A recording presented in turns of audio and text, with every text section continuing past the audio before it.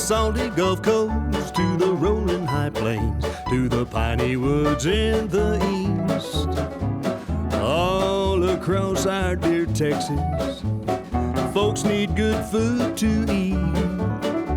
Our farmers and ranchers are heroes. They've always made Texas great. Texas agriculture matters. It's the heart of the Lone Star State. Oh, Texas got it all, y'all. Well, howdy, neighbors. I'm your Texas Agriculture Commissioner, Sid Miller. Thank you for joining us for another episode of Texas Agriculture Matters right here on RFD-TV. Today, we're shining a light on a crop that's as hardy and spirited as Texas itself, sunflowers. Now, grown in the high plains, the rolling Hillsborough region, and South Texas, these plants are as versatile as they are beautiful. They're not just another pretty face either. Sunflowers are cultivated for their oil, their tasty snacks, and even as a healthy addition to our meals. Farmers also grow them for animal feed, including bird seed and for dove hunting food plots. Let's not forget, many of us enjoy these sunny blooms in our gardens too. Now, these plants are Texas tough, needing just an inch of rain a week and standing strong against most pests. They're also friends to the bees and other pollinators. So some producers plant them as a main crop, while others use them as a catch crop, especially after a tough season with grains or cotton. Planting sunflowers near other row crops, such as corn, can even help protect the main crop. Texas proudly stands fourth in sunflower production nationwide, even ahead of Kansas, which is known as a sunflower state. In 23, Texas produced 61,250,000 pounds from around 50,000 acres. Sunflowers are also stars of our growing agritourism scene. With their lengthy growing season, sunflower farms draw families and photographers alike throughout the summer and fall. These visits are vital for our rural communities by boosting our local economies in services and lodging industries. This sunny side of farming is just another way, folks. Texas agriculture matters. During the fall at Froberg's farm in Alvin, Texas, the fields are on fire with sunflowers. And folks from all over Southeast Texas come out to bask in their beauty. We can actually grow sunflowers around 9 months out of the year. So we're planting them all the way through early spring, all the way through the summer, and all the way through the fall. The only time we really don't grow them is November through February. Tyler Froberg, the farm manager, says the sunflowers sort of accidentally on purpose happened. In 2020, the Frobergs didn't really know what they were going to do with their U-Pick strawberry crop because of COVID. So they decided to pull up the strawberries and seed up some sunflowers. It pulled up all of the strawberry plants, and my uncle had this great idea, said, let's just plant a cover crop. Let's plant sunflowers. Well, people driving by could see them from the road. People started to ask, wait, can we go out in the sunflowers? Since we're an outdoor facility and we got the thumbs up from the county to open back up, our sunflower business was born. We mow a trail through our sunflowers in both the spring and the fall so people can come out, and it's almost majestic. It's like you're walking through a forest of sunflowers. We allow them to pick their own, and then we even grow a small patch for pre-cut flowers to sell at our retail store.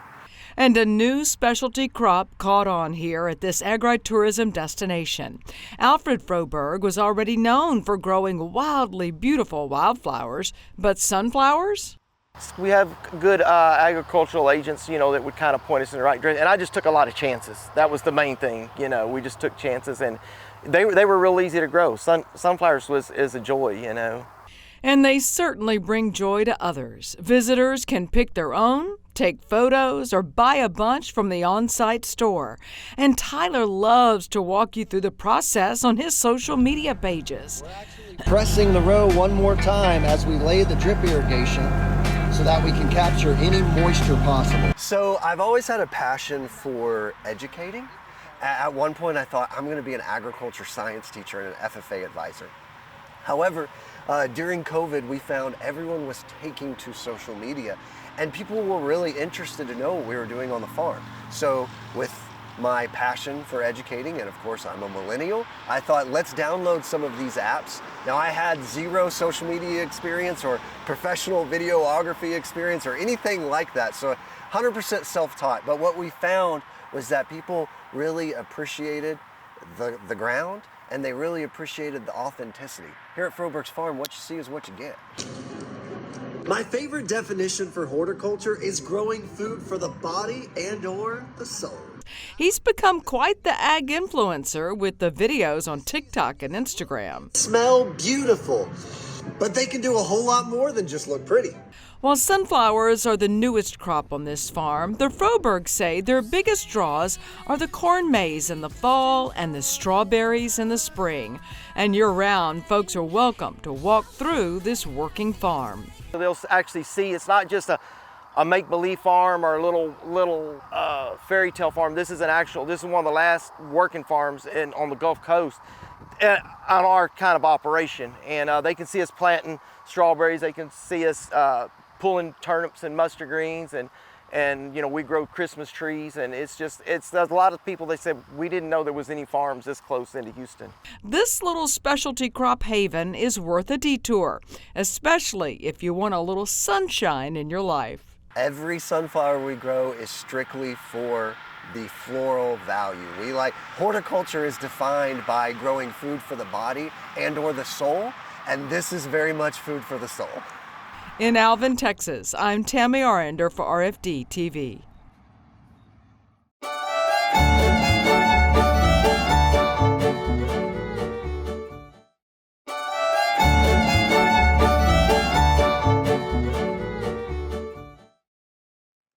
Well, thank you for that, Tammy. Hey, today it's my pleasure to have Ellis County's Farm Bureau President, Scott Bourne. Now, joining me today is Scott. Thank you for being here with us today. Good to be here, Commissioner. So, tell us a little bit about yourself.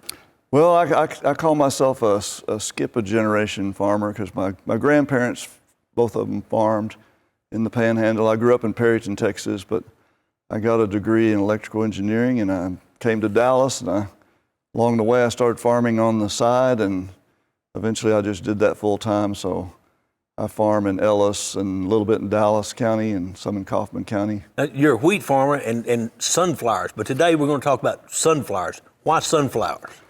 We grow the sunflowers just kind of to give us some diversity in our crop mix.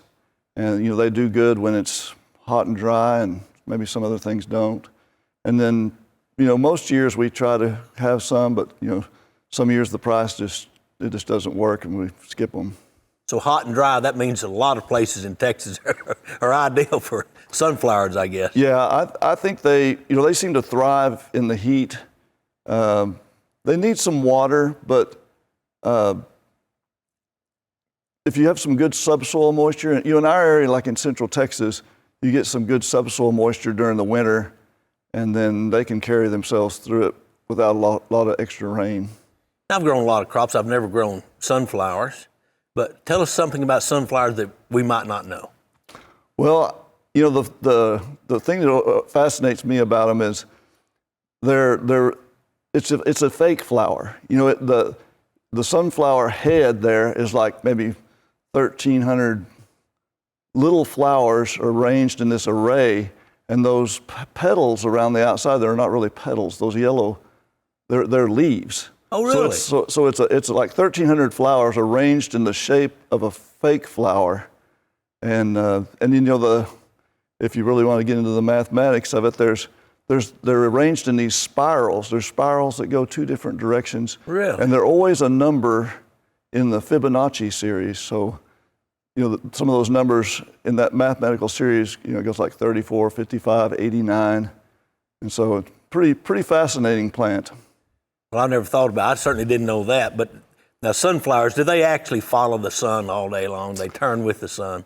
When they're small, the top of the plant, the field will look different whatever time of day you're going by, because in the morning, especially from the time they come up almost, they point towards the east. They straight up in the middle of the day. But when the head comes out, when the flower comes out, they all face to the east, and they're just fixed there. I think that's the most fascinating thing about them. Have you noticed any trends or changes in the sunflower industry? I know back when I grew up, everybody played baseball, and all the baseball players chewed tobacco. Now they don't chew tobacco, they chew sunflower seeds, right? I think that's probably a good improvement, especially if you're a sunflower farmer, right? So what are some of the new things in the sunflower industry? I mean, so there's two different kinds of sunflowers, really. There's maybe kind of a mix of the two, but there's confectionery, which are the ones that people eat like you're talking about, and then there's oilseed sunflowers, the little black seeds. And there's kind of a con oil that's in between them. I did grow some of those one time, but most of the time we're growing the oilseed sunflowers.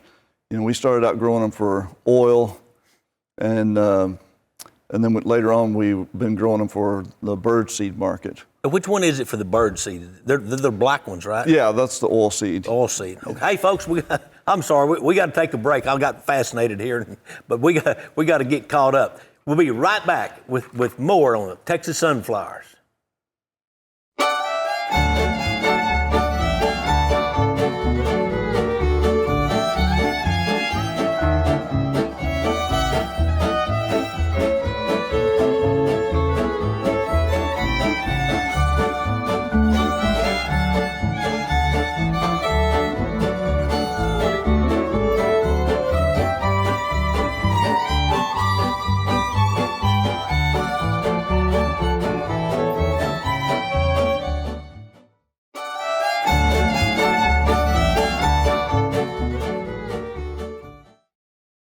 Well, howdy, neighbors. Welcome back to Texas Agriculture Matters. Hey, I'm your host, Texas Agriculture Commissioner Sid Miller.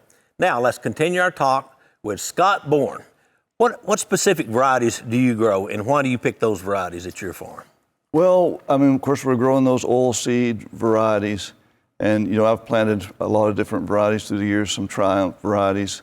There's some new seed variety, one of them's called Cobalt, that we grew a lot for the oilseed market. But if you grow them for birdseed, some of them are kind of gray, but if you grow it for birdseed, they have to be black, because people won't buy them if they're in a bag. If a black bag's next to a gray bag, they'll buy the black one, Oh, really? So we have to grow the black ones, and so there was a new seed variety called Falcon that we've grown, and then we've also grown a good Pioneer variety but if you're going for the birdseed market, you better make sure it's black.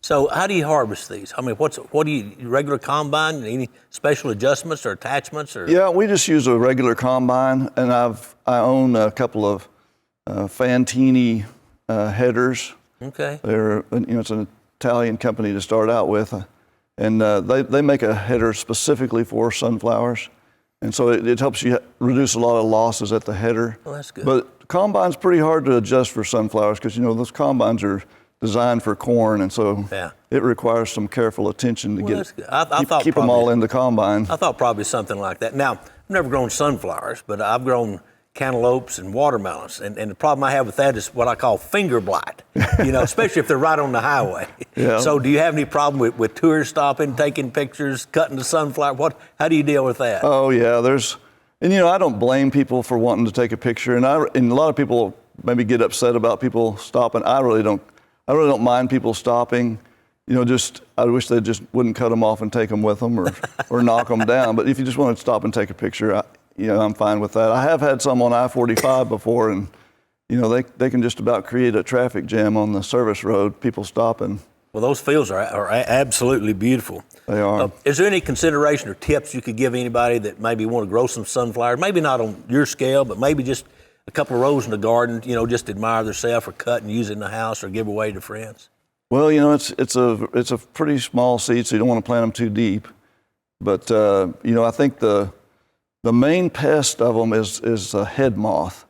And so I talked to a lot of people that, I grew some in my garden and they just didn't make, and that head moth can get in there. So we just always spray for the head moth, and we usually spray it when the bud is out, but it's just fixing to open up, and otherwise they'll get all the seed and turn the head in kind of a spongy thing. And so that's one thing. If you're going to grow them, as a crop, you better have a contract, because it's not like wheat or corn where you can just take it to the local elevator. Yeah, or let the cows eat them or anything like that. So growing sunflowers, kind of just in general, What time of year do we plant? How long is the crop? When do we harvest?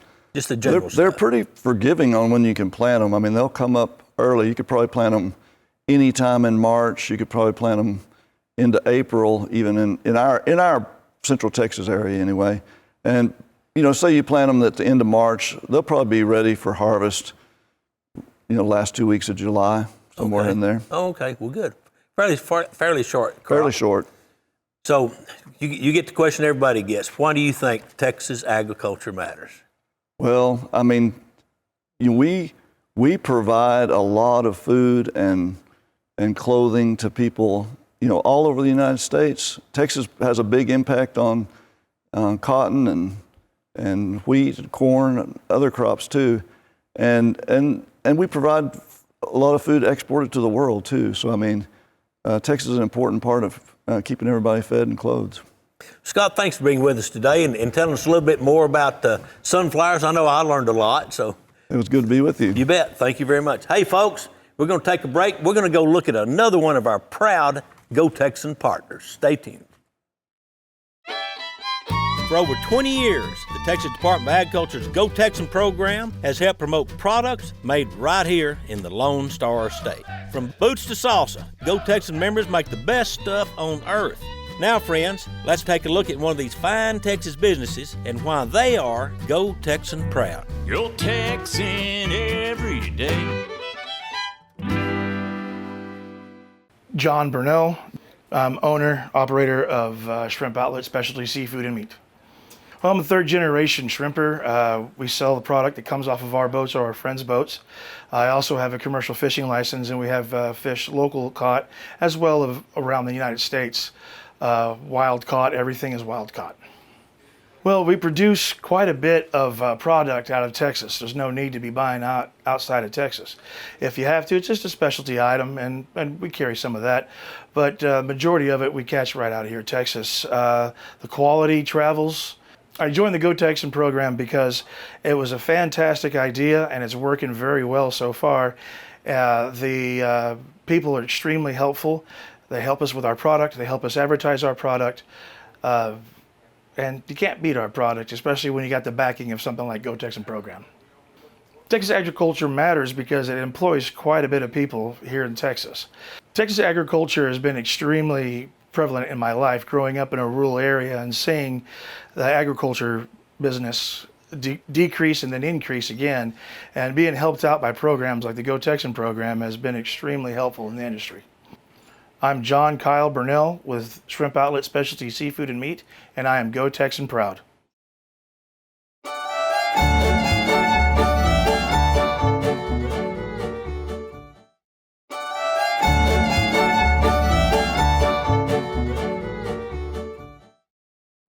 Well, neighbors, thank you for joining us for another episode of Texas Agriculture Matters. Hey, I hope you enjoyed learning a little bit more about Texas sunflowers and sunflower production here in the Lone Star State. Sunflowers got their name because these tall, beautiful plants were said to follow the sun across the sky. Turns out that's not entirely true. Mature sunflowers stand strong and face east, making the most of our sunny Texas days even during the hottest parts of the summer. Now, as we part ways, remember the strength and positivity these sunflowers represent, qualities that embody the optimism and the backbone of our state. As always, I'd like to close by saying thanks to every Texas farmer and rancher who works from sunrise to sunset to help keep our rural heritage alive. Finally, here's today's cowboy logic. A cowboy's luck runs dry when he starts counting it. Think about it. Thank you. God bless you. And remember, friends, Texas agriculture matters.